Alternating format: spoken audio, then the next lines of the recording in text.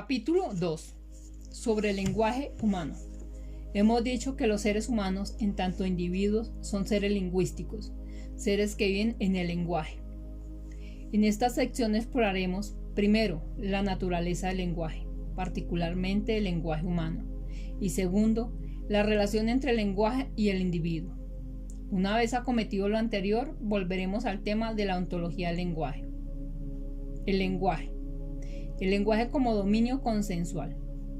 Normalmente comprendemos el lenguaje como una capacidad individual, como la propiedad de una persona. Decimos así que los individuos tienen una capacidad para el lenguaje.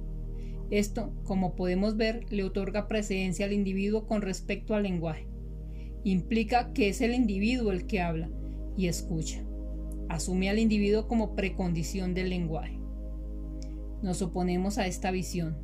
Postulamos, al contrario, que los individuos, no como miembros particulares de una especie, sino tal como hemos identificado a los individuos humanos, esto es, como personas, se constituyen a sí mismos en el lenguaje.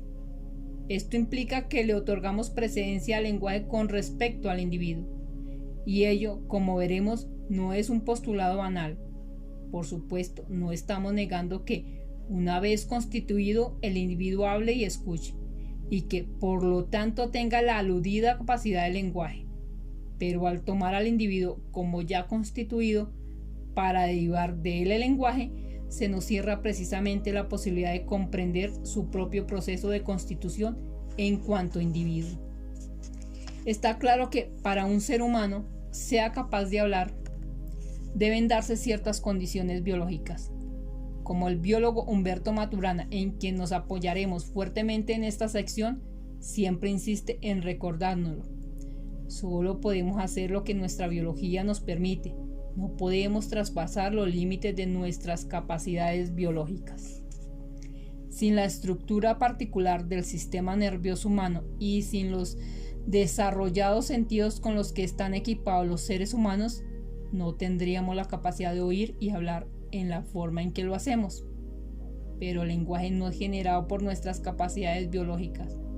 Los niños lobo, aquellos niños criados en la selva por los lobos y no por seres humanos, que tienen todas estas capacidades biológicas, no desarrollan aquello que conocemos como el lenguaje humano.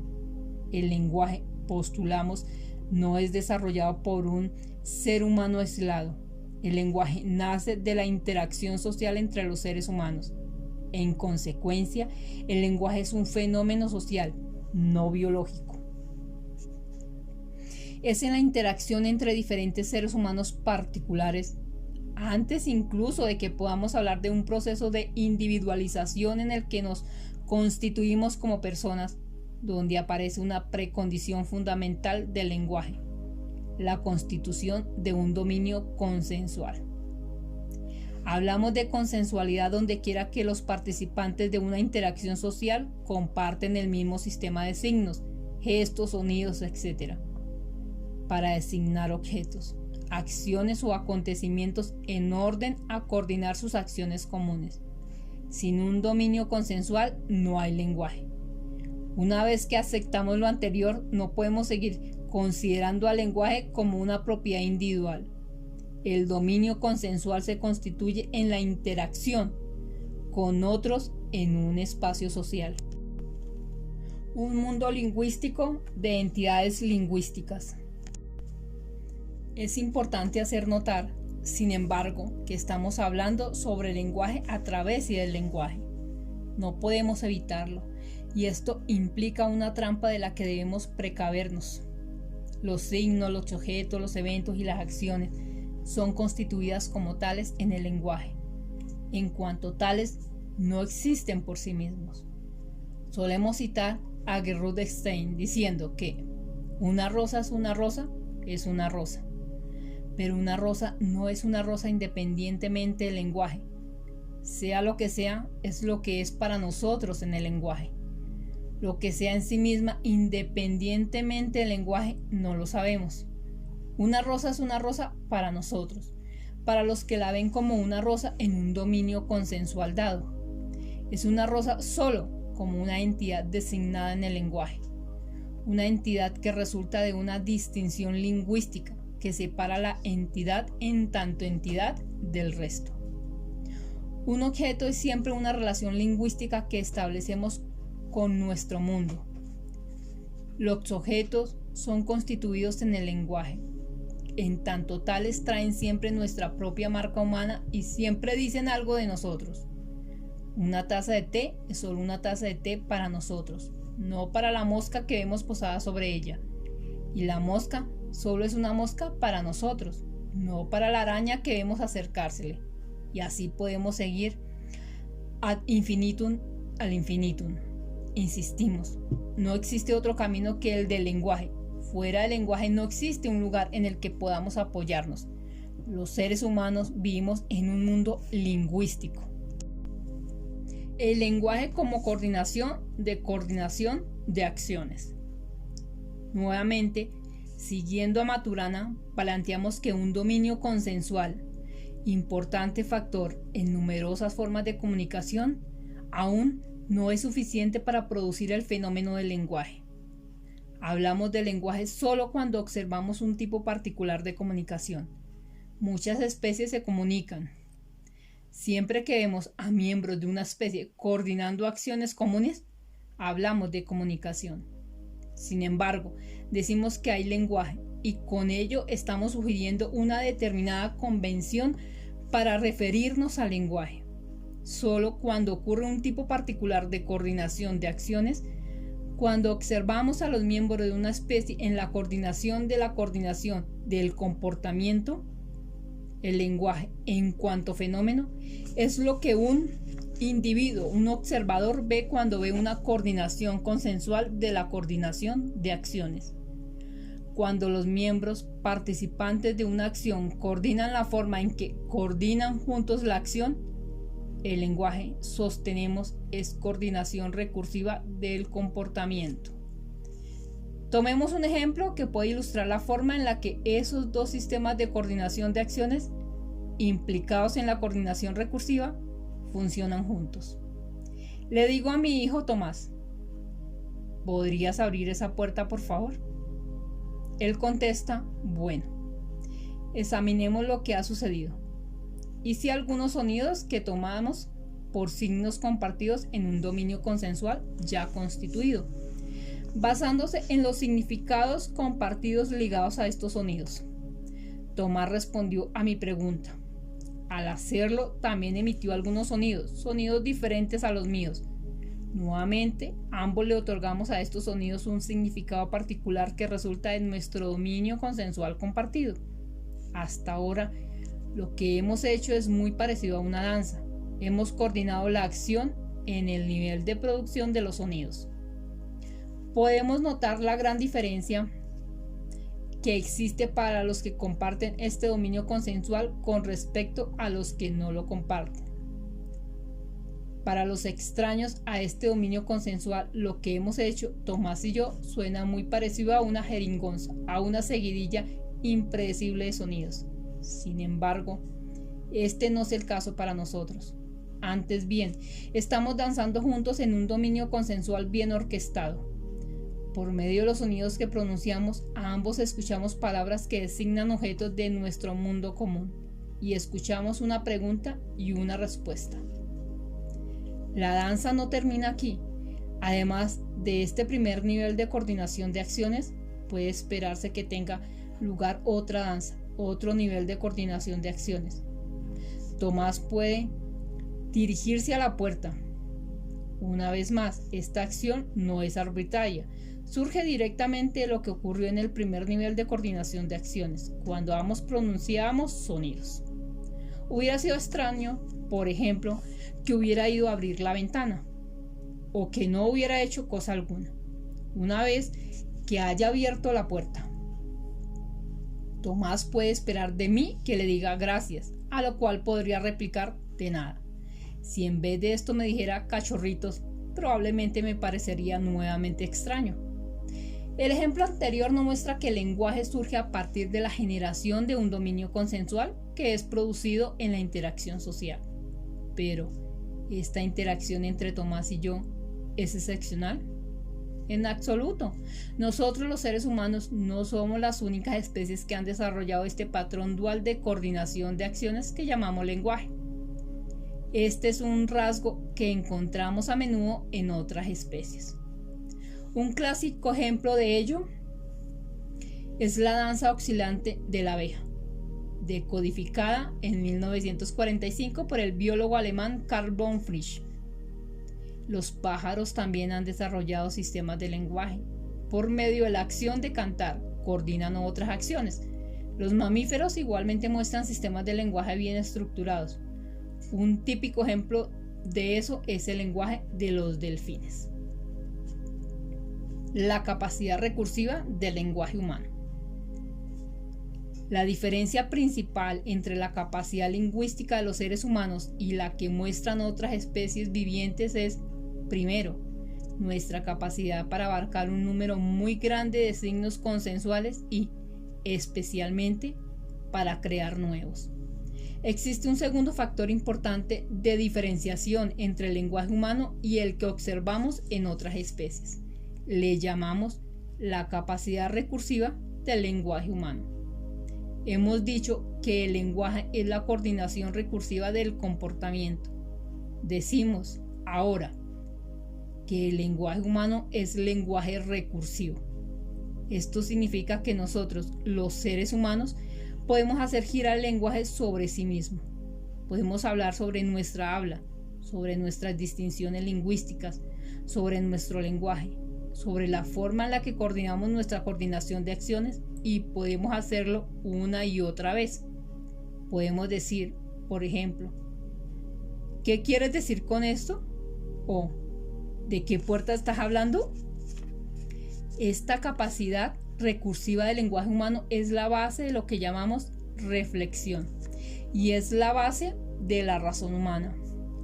Si viéramos la reflexión como lo hicieron los metafísicos, como una propiedad individual, como la actividad de una facultad individual que ellos llamaron la mente, escindida de toda conexión con el lenguaje, y si aceptamos que esa reflexión, que como lo hemos dicho es la base de la razón, es un rasgo típicamente humano, podemos comprender por qué los metafísicos llegaron a caracterizar a los seres humanos como seres racionales.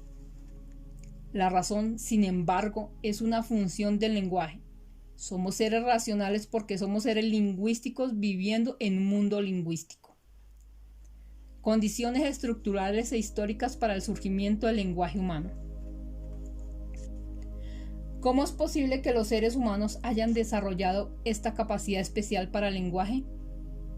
Esta es una pregunta que puede ser respondida al menos de dos maneras, de una manera estructural y de una manera histórica. Cuando la contestamos de una manera estructural, debemos examinar las condiciones biológicas que nos permiten operar en el lenguaje. Esto nos conduce a examinar la estructura de nuestro sistema nervioso y de nuestros órganos vocales y auditivos. El trabajo pionero del biólogo Norman Heinrich ha constituido un pivote en el estudio de la relación entre el lenguaje y el cerebro. Philip Lieberman ha hecho importantes contribuciones en el campo de la filosofía de la fisiología de la dicción. En el sentido de una explicación histórica o evolutiva, permítaseme compartir la hipótesis que me sugirió una vez mi amigo, el biólogo genetista de población, Carlos Valenzuela. Él sugería que el desencadenamiento de factores evolutivos que conducen al surgimiento del lenguaje en los seres humanos podría deberse al abultamiento de los glúteos de las hembras. Este es un rasgo físico que distingue a los humanos de los otros primates. Los glúteos de la hembra humana, especulaban Valenzuela, podrían haber sido el factor desencadenante que contribuyó a alterar nuestro equilibrio físico y a facilitar la posición erecta. Esta última permite a los seres humanos liberar sus manos para la recolección de alimentos y la fabricación de herramientas. A su vez, unos glúteos más abultados pueden haber contribuido a la expansión de la pelvis femenina. permitiendo el nacimiento de niños con una mayor capacidad craneana y por lo tanto con cerebros más grandes. Con una pelvis femenina más angosta, como sucede de hecho en otros primates, esos niños simplemente no podían nacer. Los seres vivos con cerebros más grandes tienen las capacidades neurológicas necesarias para formas de lenguaje más desarrolladas. Hay que aclarar, sin embargo, que este tipo de explicaciones no logran realmente dar cuenta del surgimiento del lenguaje propiamente tal, solo explican el desarrollo de las condiciones biológicas que se necesitan para hacerlo posible. Como dijimos antes, el lenguaje no es una capacidad individual, sino un rasgo evolutivo que, basándose en condiciones biológicas específicas, surge de la interacción social. Una vez que las capacidades biológicas están en su lugar, necesitamos de la interacción social como caldo de cultivo para el surgimiento del lenguaje. El individuo como construcción lingüística. Los individuos como fenómenos sociales. Hemos postulado que los seres humanos son seres lingüísticos. Examinemos el significado de este postulado. Un aspecto importante de lo que estamos diciendo tiene que ver con el individuo, en términos de la persona que somos. Es un fenómeno lingüístico. En tanto individuos, somos un tipo de ser vivo que, como condición de su propia existencia, vive constreñido a su capacidad de generarle un sentido a su vida, siempre interpretándose a sí mismo y al mundo al que pertenece. Ello lo hacemos en cuanto operamos en el lenguaje. La forma en que damos un sentido a nuestras vidas es obviamente lingüística. Basta preguntarle a alguien, ¿quién eres?, para reconocer que lo que obtenemos de vuelta es un relato, una historia en la que relatamos quiénes somos. Nuestra identidad está directamente asociada a nuestra capacidad de generar sentido a través de nuestros relatos. Al modificar el relato de quiénes somos, modificamos nuestra identidad. Se podría objetar lo que estamos diciendo y arguir que no podemos confundir la historia que tenemos de nosotros o de otros con el sujeto al que se refiere el relato en cuestión. Una cosa es, se nos podría contradecir el relato y otra cosa muy diferente, el sujeto del relato. Pero el punto es precisamente que el individuo no puede ser separado de su relato. Ese relato es constituido de lo que el individuo es, ya que es en los relatos que hacemos de nosotros y de otros donde generamos lo que somos. La gente con diferentes relatos sobre ellos mismos son diferentes individuos, aunque puedan haber pasado por experiencias muy similares. Somos el relato que nosotros y los demás contamos de nosotros mismos. Reiteramos, al modificar ese relato, modificamos lo que somos. Los señalados, sin embargo, no agotan nuestra comprensión de los individuos como seres lingüísticos. El problema principal que hay con ello es que sigue siendo una comprensión individual del individuo y, como tal, no toma suficientemente en cuenta el carácter social del lenguaje. Se debe establecer, por consiguiente, un segundo punto importante a este respecto. Postulamos que, en tanto individuos, somos lo que somos debido a la cultura lingüística en la que crecemos y a nuestra posición en el sistema de coordinación del comportamiento, esto es, del lenguaje, al que pertenecemos. En este sentido, el individuo no solo es construcción lingüística, es también una construcción social. Aunque pertenecemos a una tradición que tiende a separar al individuo de lo social e interpreta a ambos como términos opuestos de una polaridad, el individuo, postulamos, es un fenómeno social. Examinemos este postulado detalladamente. La forma en que damos un sentido y la forma en que actuamos en la vida no es arbitraria y no nos es posible, en tanto individuos, trascenderla por completo. Las formas como conferimos sentido y como actuamos descansan tanto en la historia como en las prácticas vigentes de la comunidad a que pertenecemos. Las historias que contamos de nosotros y de los demás están fabricadas a partir de un trasfondo de relatos e historias generados históricamente por la comunidad para darse un sentido. Nosotros, en tanto individuos, nos constituimos siempre dentro y a partir del trasfondo de esos metarrelatos que llamamos discursos históricos. Si queremos comprender mejor a un individuo, debemos conocer los discursos históricos a partir de los cuales éste se constituye. Es dentro de los principios de la coherencia de estos discursos históricos donde podemos asir la coherencia que hace de un ser humano el individuo que es. El lenguaje, sin embargo, va más allá de nuestra capacidad de contar historia, va más allá del discurso. El lenguaje, hemos dicho, es un sistema de coordinación de la coordinación del comportamiento y está presente en nuestras acciones. La producción de relatos es solo una forma, aunque muy importante, de actuar en la vida. Existen muchas otras formas de enfrentar la vida que no siempre están incluidas en los relatos que contamos sobre nosotros. Y cada comunidad desarrolla sus propios modos de enfrentar la vida, de hacer las cosas. Estos modos de hacer las cosas de la manera como las hace la comunidad los llamamos las prácticas sociales. La forma en que la gente se comporta en una comunidad es a menudo muy diferente como la gente se comporta en otra comunidad, aunque se atienda a asuntos similares tales como asuntos relacionados con la familia, la intimidad, la muerte, el trabajo. La manera como nos hacemos cargo de ellos son muy diferentes de una comunidad a otra. Por ello es que tenemos costumbres distintas, formas diferentes de ejecutar el cortejo, de alimentarnos, de vivir en familia. Nuestra coordinación de la coordinación del comportamiento cambia de una comunidad a la otra. Los franceses, los chinos, los somalíes, los mexicanos son todos diferentes porque pertenecen a diferentes sistemas de lenguaje, pertenecen a diferentes discursos históricos y prácticas sociales que nacen precisamente de diferentes caldos de cultivo y en consecuencia de diferentes culturas. Para la emergencia de distintos tipos de individuos. Diferentes culturas lingüísticas producen diferentes individuos. Como dicen los miembros del pueblo Xhosa de Sudáfrica, soy porque somos.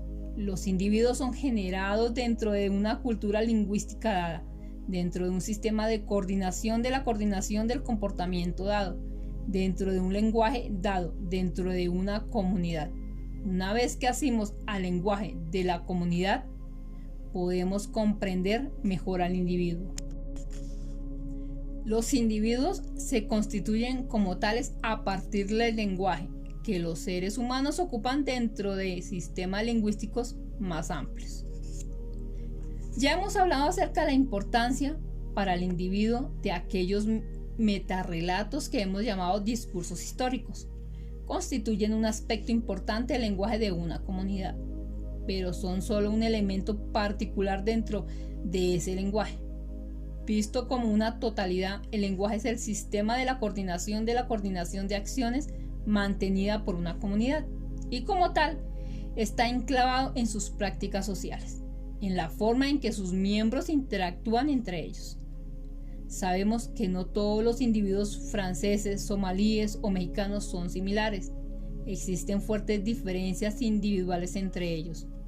Claro está, algunas de estas diferencias pueden ser atribuidas a factores biológicos, ya que todos tenemos diferencias genéticas que surgen como distintas predisposiciones biológicas.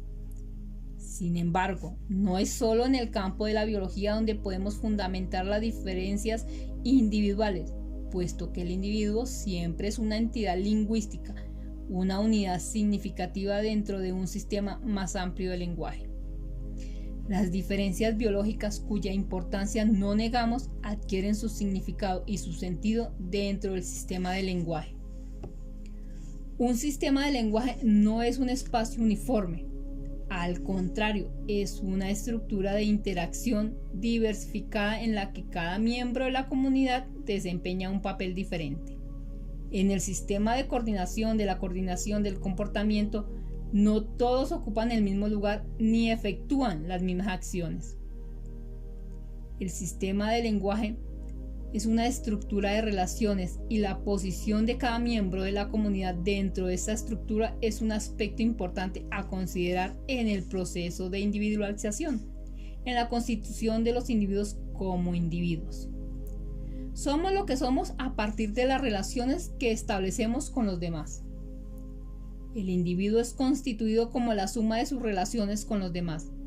Las individualidades serán diferentes si en un sistema somos el empleador o el empleado, el padre o el hijo mayor, el del medio o el menor, el actor o el espectador, etc. Uno de los principales méritos de la psicología sistémica ha sido precisamente reconocer la función de los sistemas sociales, en especial el de la familia, en la configuración del proceso de individualización. La historia nos provee de muy buenos ejemplos de personas que se convirtieron en los personajes que los hacen famosos debido precisamente a la posición que ocuparon en la estructura social. Un ejemplo clásico es el de Thomas Becket durante el reinado de Enrique II en la Inglaterra del siglo XII. Becket había sido el gran amigo de infancia de Enrique y por lo tanto fue a quien éste escoge una vez rey para suceder al arzobispo de Canterbury cuando éste fallece. En medio de una gran disputa entre la iglesia y la corona, al nombrar a Becket como nuevo arzobispo, Enrique cree haber resuelto el conflicto a su favor. Sin embargo, en su nueva posición, Becket se transforma en un individuo diferente. Su comportamiento ahora ya no es el del antiguo amigo del rey, sino el que Becket interpreta que corresponde a la principal autoridad de la iglesia en Inglaterra. Su nueva posición, por lo tanto, lo convierte en el gran enemigo de las acciones emprendidas por la corona inglesa. Becket muere asesinado en las puertas de su catedral por caballeros de la corona, presuntamente enviados por Enrique. La relación mutua entre los sistemas lingüísticos y el comportamiento individual. Un principio básico del enfoque sistémico es el reconocimiento de que el comportamiento humano es modelado por las estructuras del sistema al que pertenece el individuo y por la posición que ocupa en ese sistema. Cuando la estructura del sistema cambia, puede esperarse que también cambie el comportamiento individual. Lo que se hizo alguna vez puede no ser hecho nuevamente y o lo que parecía imposible en el pasado puede súbitamente volverse posible para los mismos miembros del sistema. Esto es algo que muchas veces pasa inadvertido.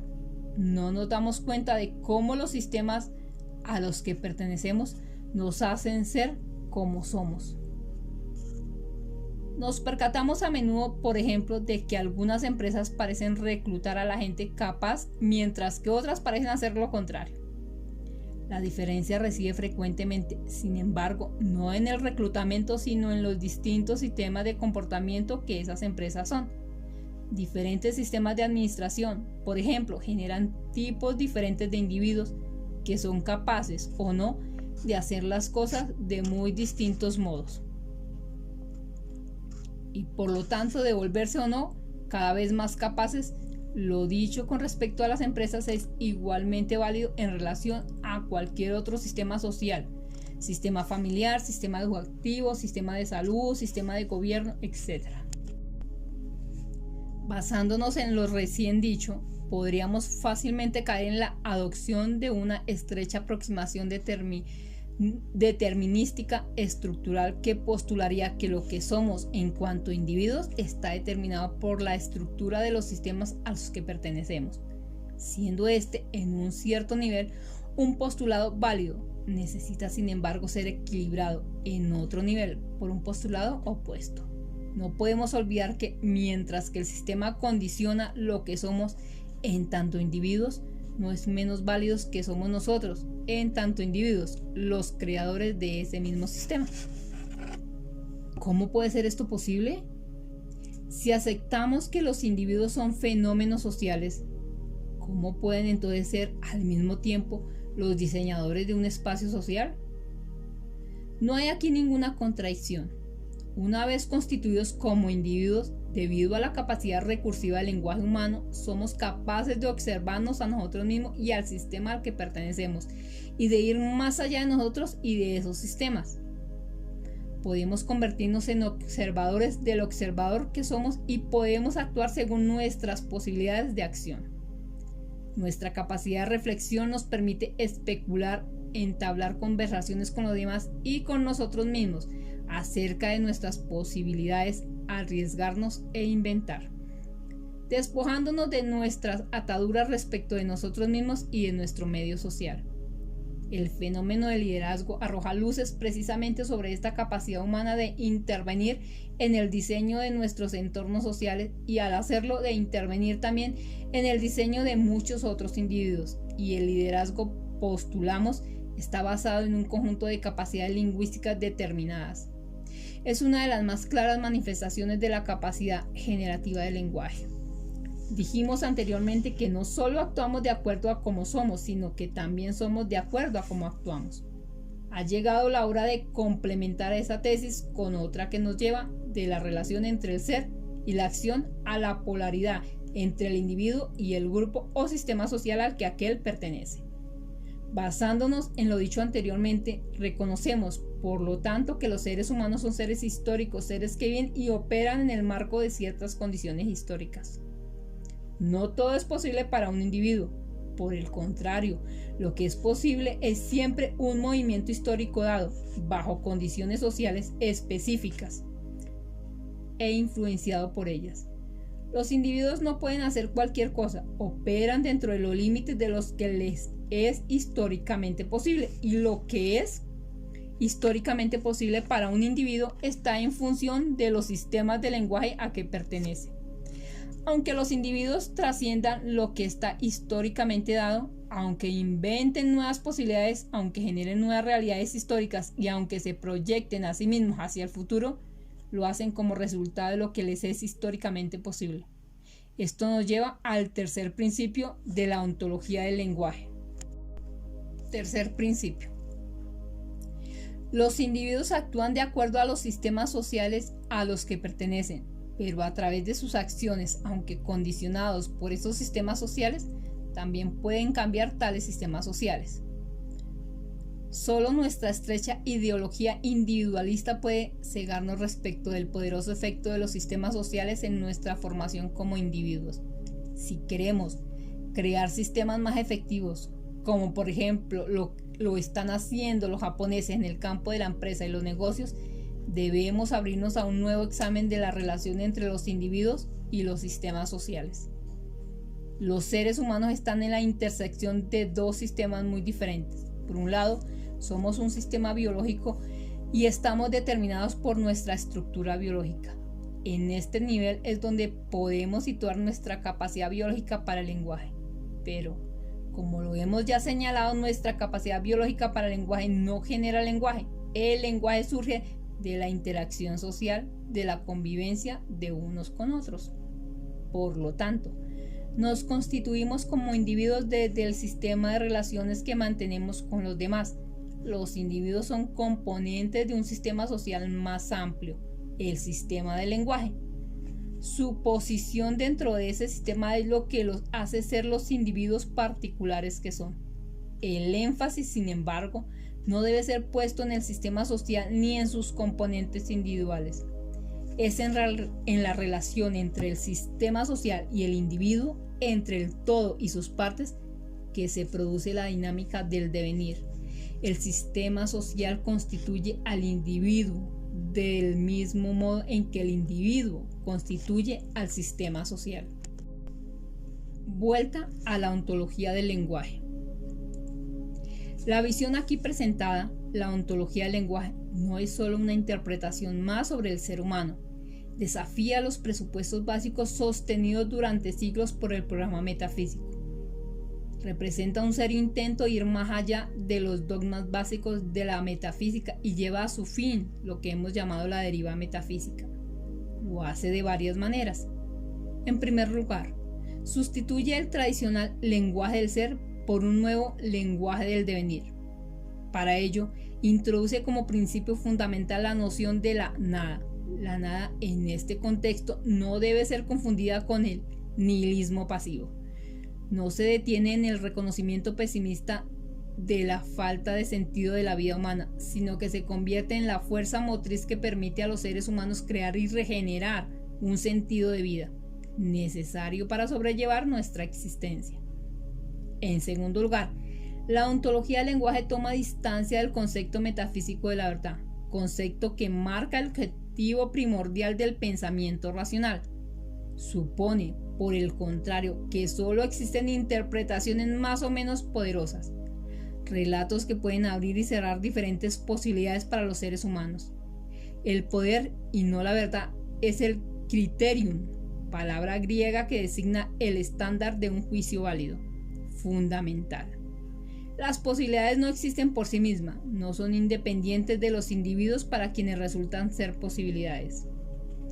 La búsqueda de aquellas universales abstractos, aquellas verdades buscadas por los metafísicos, capaces de erigirse por sí mismos independientemente de los seres humanos, es vana.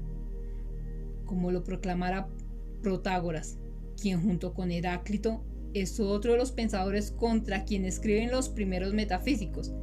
El hombre es la medida de todas las cosas.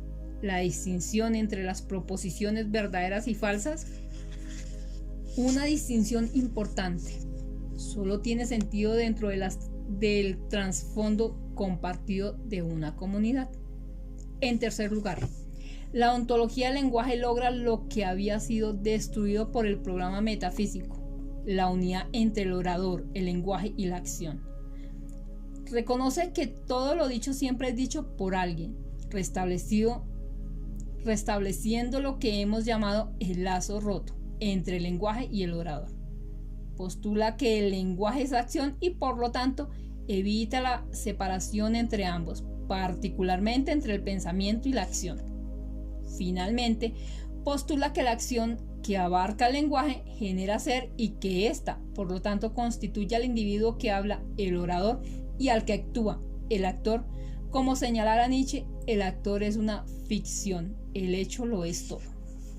Al mismo tiempo que reemplaza la importancia del ser, sostenida por los metafísicos, por una comprensión renovada del devenir. La ontología del lenguaje coloca a la acción en el centro de su argumentación. Al conectar el lenguaje con la acción se produce una comprensión nueva de la acción humana. Nos convertimos ahora en observadores de aquellas acciones, los actos lingüísticos, que no habíamos visto como acciones en el pasado, y más aún, también somos capaces de reconstruir la acción humana en términos lingüísticos, dando así un paso muy importante en nuestra capacidad de diseño. Con todo, la mayor fuerza de la ontología del lenguaje reside en la interpretación que proporciona sobre el individuo, es decir, sobre el fenómeno de la persona humana y su mundo. Al tratar tanto al individuo como a su mundo como construcciones lingüísticas, esta nueva aproximación ofrece una enorme expansión de las posibilidades humanas. Examinemos algunos campos en los que esta expansión se torna evidente. El primero es el campo del sufrimiento humano.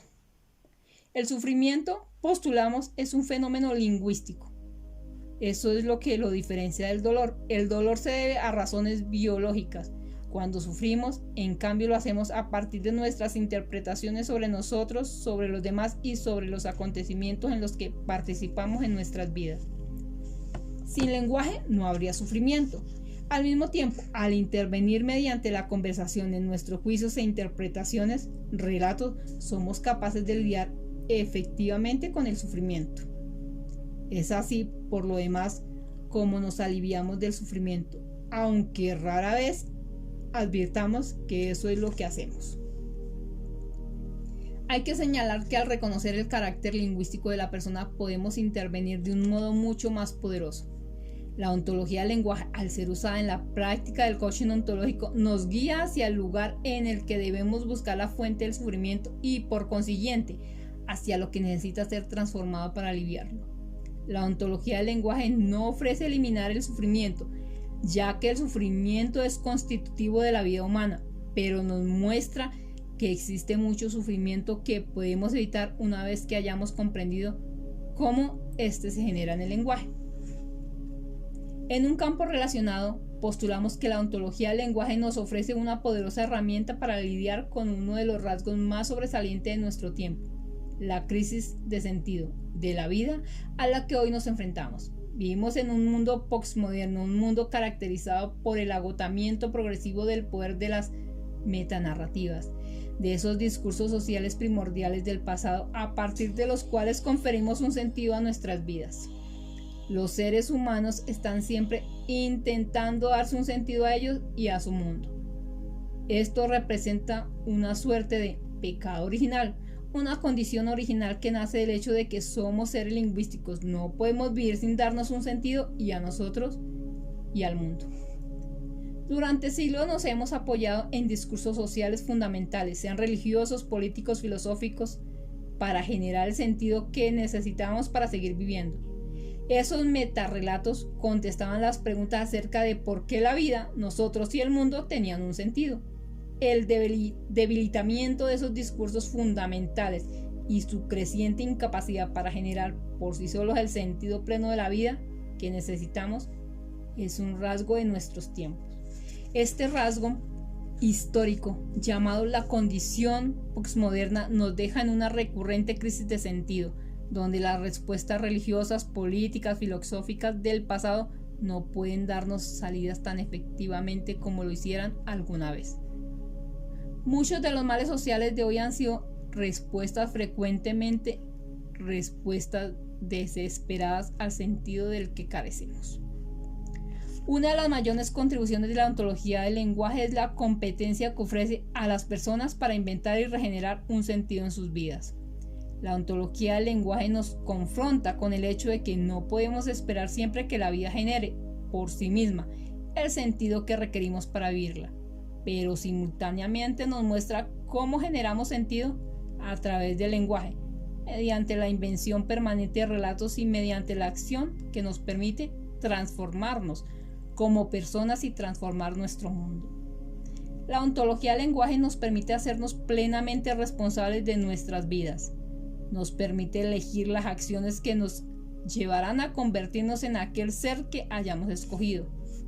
Es un instrumento de importancia fundamental en el diseño de nuestras vidas, de nosotros y del mundo. Digamos finalmente que existe, en nuestra opinión, otra importante contribución de esta nueva comprensión de los seres humanos. En el pasado, cuando éramos moldeados por esas metanarrativas que dábamos por hechos, cuando pensábamos que la verdad existía y que estaba a nuestro alcance, cuando no la poseíamos, sucede que vivíamos en guerra, matándonos unos a otros, destruyendo nuestro entorno natural, condición de nuestra existencia. Hoy no podemos eludir el reconocimiento de un lado oscuro en los supuestos asociados a la idea metafísica de racionalidad. En un mundo global, en un mundo como es el nuestro hoy en día, en el que nos enfrentamos a la rápida disolución de la nación-estado, en el que todos los seres humanos del planeta hemos devenido económicamente interdependientes y en el que hemos llegado a acumular una fuerza tan increíblemente destructiva, la aproximación metafísica no nos permite, dentro de sus fronteras, relacionarnos los unos con los otros con respeto mutuo. Se necesita una nueva comprensión del ser humano si hemos de sobrevivir, una comprensión que nos permita observar y aceptar nuestras diferencias y diseñar mejores vías para salvar esas mismas diferencias y vivir juntos. En la ontología del lenguaje hay un espacio para la esperanza de que esto suceda. Tal como hemos dicho al inicio, la ontología del lenguaje no es solo un desarrollo que nace únicamente del terreno de las ideas. Ha habido importantes condiciones históricas que han facilitado el surgimiento de las ideas que representan su centro teórico. La emergencia de nuevas formas de comunicación, que hemos llamado lenguaje electrónico, constituye, en nuestra opinión, una de esas fuerzas históricas fundamentales que apuntan en esa dirección. Vemos, por lo tanto, a la ontología del lenguaje capaz de llenar una necesidad histórica en el tratamiento de muchos de los asuntos que desafían al mundo de hoy, culturales, políticos, económicos, individuales. En este sentido, la ontología del lenguaje es un buen ejemplo del resultado de las condiciones de nuestros sistemas sociales actuales. así como también representa un inmenso recurso para lidiar con las deficiencias de esos sistemas y para contribuir a sus necesarias transformaciones futuras.